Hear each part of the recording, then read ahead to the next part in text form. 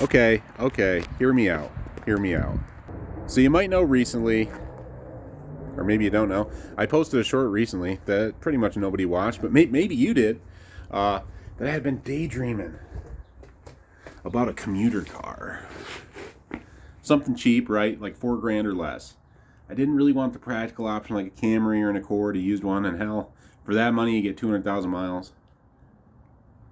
I really wanted something comfortable, and I wanted something that got decent highway gas mileage. And I was actually peeking around at Cadillac Elantes a little bit. There's a few local to me, one in specific. And they're cheap to maintain, but it's just like, they're cool, but it just, I don't know. I didn't want to do it. I don't know why. So anyways, yeah, why aren't we all driving these? I bought this town car. It happened to pop up locally, like 3 miles from my house, on Marketplace during my, I don't know, you might call it manic or frantic, combination of the two, Marketplace searches. So it's a 95 town car. It's an executive, which is the base model. It has 133,000 miles on it, so it's been used. Although I do suspect it was sitting for a little while and maybe not used as much.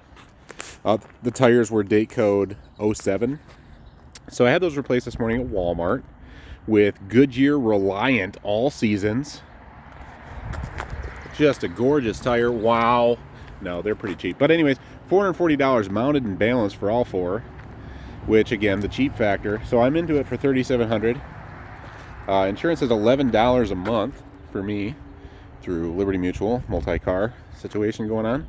And I asked myself, I've owned these before, it's been some years, and as soon as I drove it away for $3,300, and even having $3,700 with the tires, I asked myself, why aren't we all driving these cars? Why aren't we all diligently maintaining town cars like we do Lexus LS400s and all the other cars that are proven to be reliable, right? Lexus LS400, great car. Toyotas, 4Runners, all that stuff. People just diligently maintain those to get them to 500,000 miles. These can do it too. Why aren't we doing it? Why are these all destined to end up clapped out in a trailer park or in the hood? Why aren't normal guys like me maintaining and driving Panther town cars from, well, of any age, but let's say specifically in this instance, 1990 to 1997? They are insanely practical if you're commuting on the highway. I've averaged, I drove this to work the first day I had it. It's 56 miles round trip. 48 of that's highway. I averaged, according to the dash, although I am tracking the gas mileage and we'll see what it gets, averaged 27.2 miles per gallon on the highway, and I averaged 26.2 for the duration of the entire trip from startup to shutting the car off. That's pretty good, and these actually are much lighter than you think. It's about 4,000 pounds, which by today's standards, that's an automatic equipped performance package Mustang. And it's 18 and a quarter feet long. So you might know a little bit about these, and maybe you don't, and I'll educate you if you don't. So this is an executive, so this would be the base model. Then you've got the Signature, and for this year, the Cartier. But really, even these base model cars have everything you need. They've got sofas for seating. Sometimes they have wild interior colors like this one, blue on blue with faux wood grain, clean dashboard. This is the refresh dash for 95. The older cars had a little bit more boxed off design, which still have their own kind of cool look. That's what the previous town car I had has. But look at the simplicity. This is all you need. Everything you need. Horn, cruise control, works, wipers, power windows, seats that adjust every way you need. Tilting up and down in the front, up and down in the back, reclining, manual recline on the executive, power forward and back, up and down. You even got adjustable. You've got adjustable power steering, because people complained that these were too soft.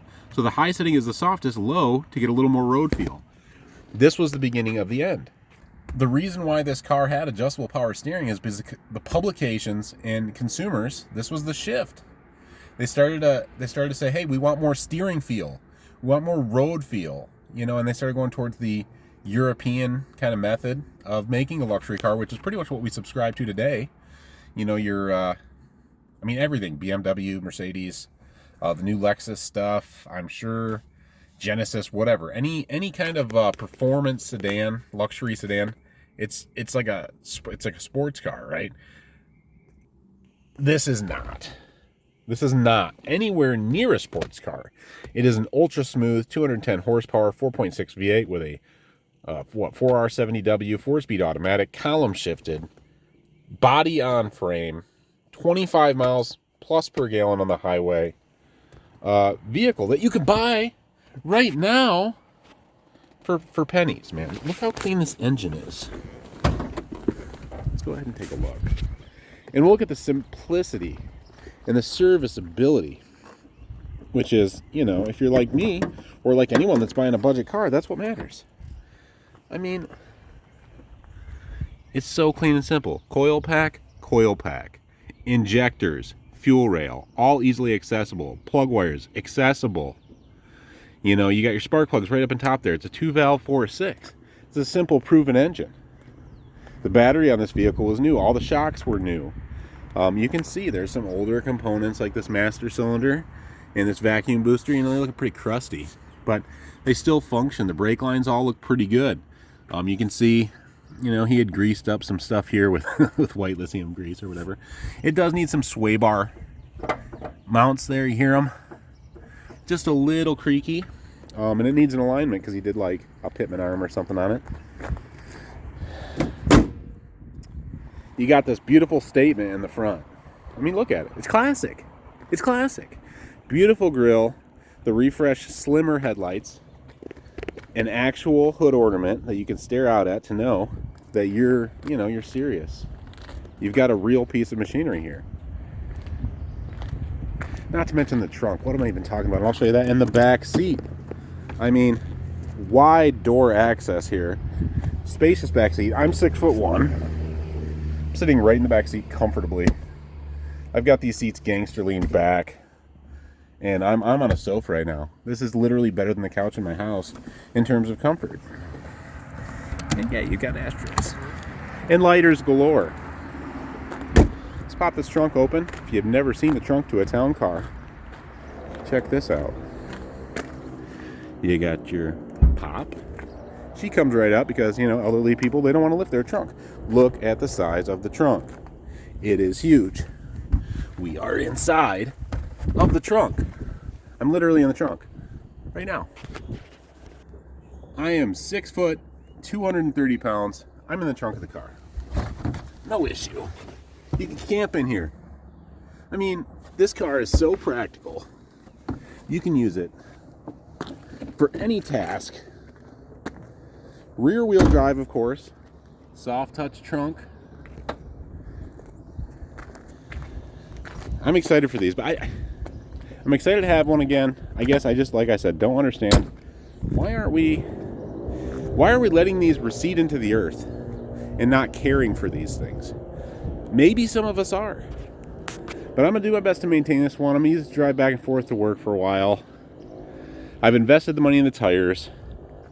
It does have an EGR code, so I'll look into that. And it has an air suspension code. But the air suspension seems to work fine, so we'll see. And you know, you can still get those bags, I believe. And if you can't, you can convert to coils. I would love to keep it air. I would also like it to be zero maintenance. And I've had vehicles that were converted to coil. They still rode pretty nice. So anyhow, you know, that's it. This is the new one that I bought. It's a joy to drive. Silent serenity. I mean, this is what a luxury car is.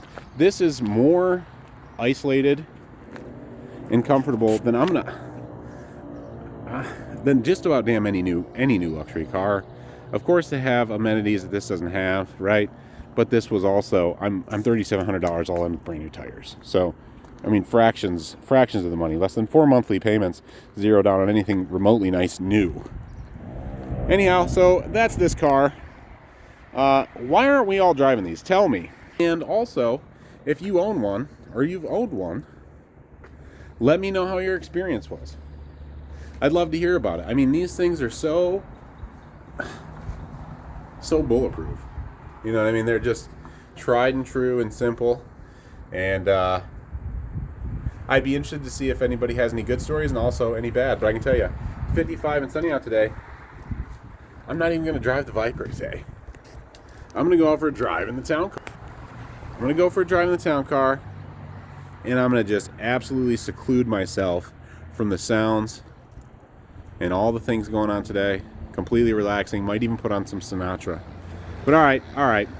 Thanks for watching. I look forward to comments on this because a lot of my subscribers are C4 Corvette based, and I'm curious how much they hate this car, or maybe they get it. Maybe you love this car too. Maybe. Let me know. And again, thanks for watching my extremely low budget, low quality video. And have a great day. Enjoy the hobby, and please do comment because I'm really curious.